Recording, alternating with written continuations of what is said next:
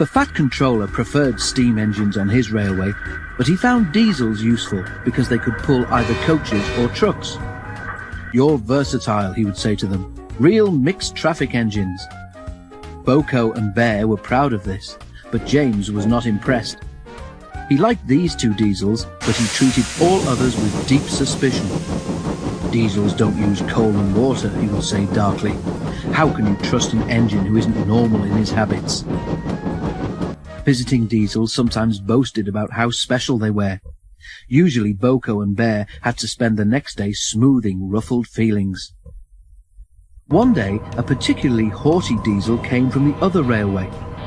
When the visitor found that he was to share the shed with steam engines, he stopped outside in disgust and refused to go any further. "Why on earth does your controller keep such out-of-date objects?" he growled rudely. "Dirty, smoky, slow things. Ugh!" He shuddered delicately. "On our railway," the diesel continued loftily, "steam engines are kept strictly in their place and not allowed on the main line without special permission." Boko, who was showing the diesel round, lost patience. "Stay outside then if you're so proud about it," he said crossly. "I'm going to join my friends." "I hope it's cold tonight and he can't start in the morning," snorted James. "At least someone might want to preserve us. Who'd need him? Old stuck-up." The engines were glad when morning came. They went to fetch their trains as early as they could, and the visitor was left alone.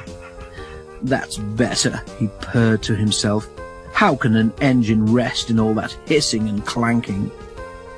The cleaning equipment and fuel supply were in the part of the shed which Boko and Bear shared. Old Stuck-Up was so full of self-importance that he'd forgotten he would need cleaning and refueling before he went home. It was getting late when he remembered. "If I go in now while the shed is empty," he said to himself, "no one will know I've been." He scuttled forward quickly, too quickly. The rails where Bear and Boko had stood were oily, and when he tried to stop, he couldn't. "Brake blocks and buffers, I'm slipping!" he wailed as his wheels locked and slithered.